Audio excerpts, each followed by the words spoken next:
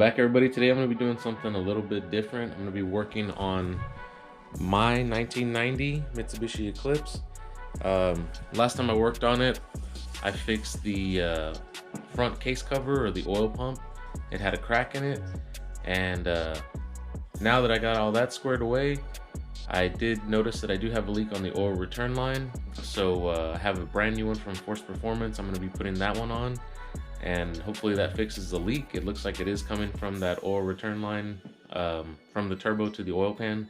So we're going to swap that out and see if that fixes the problem. Right, as you can see, we do have a little bit of a puddle underneath the car.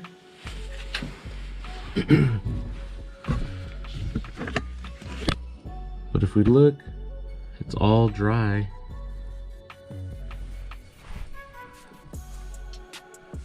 Pretty much everywhere except on this subframe bar and right there.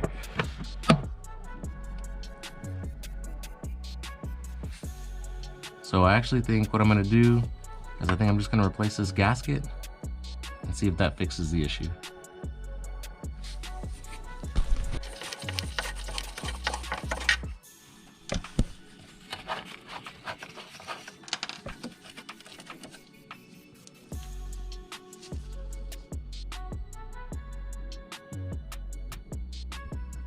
Alright, so it looks like I'm gonna have to take the oil return line off completely. After all, you can see all this movement right here.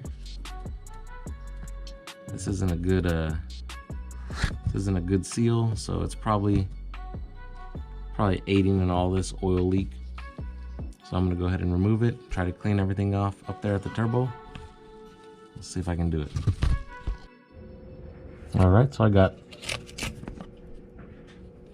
that flange bolted down up there. Now all I have to do is run this hose this way, make the cut, and then bolt it down. I should be good to go. So it looks like this flange on this side has a little burr right here. I'm just gonna take a file,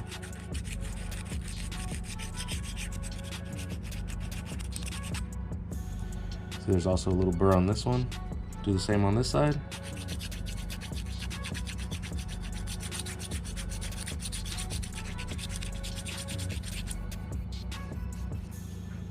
Good to go.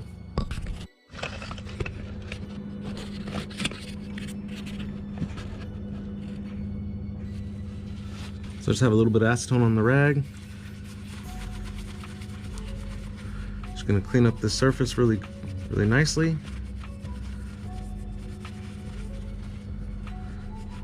That way we have a good seal. Right, and I went ahead and added a thin layer of RTV on this side.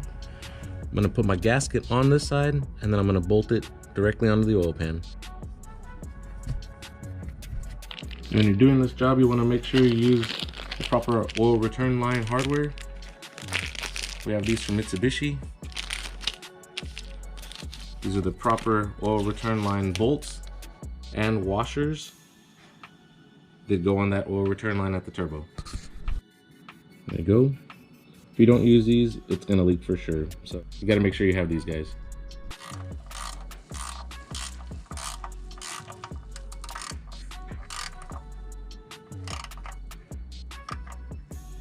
All right, should be good. We don't wanna go too tight. You wanna strip out the pan. Now all I have to do is make my measurement and cut it. I think I'm probably gonna take off probably an inch. That way I have a nice little curve, and then we're done.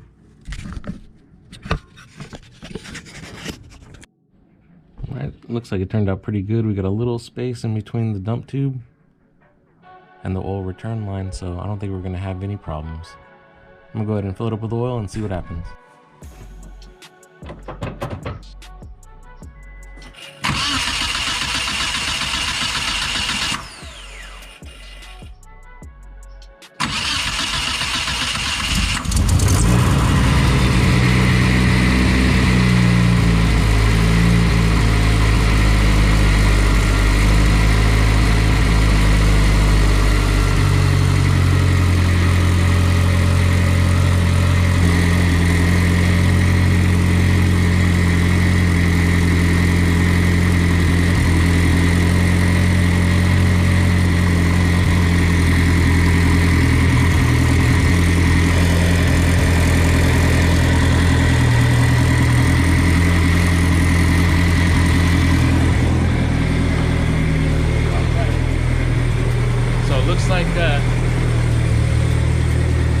fixed that oil leak, which is a good thing. I've been dreading doing that oil return line because it's not a lot of fun. You have to take off a lot of stuff just to get to the return line on the turbo. And then, you know, there's always a chance that you're gonna disrupt something else and you're gonna have more issues. That's just how it is with DSMs, but it looks like we got it done, no problem. I've owned this car since 2005 and it's my baby.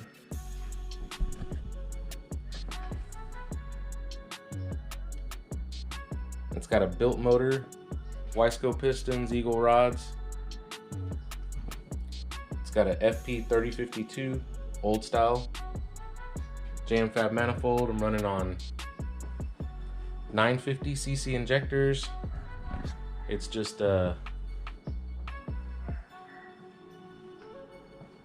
it's a 93 methanol injection setup.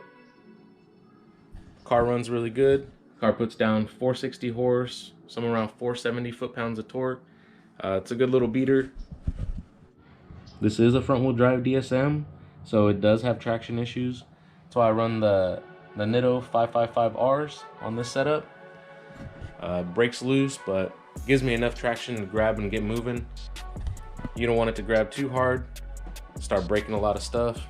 So it's a good little setup. I haven't really changed much on the car since I'd say 2012, but runs good.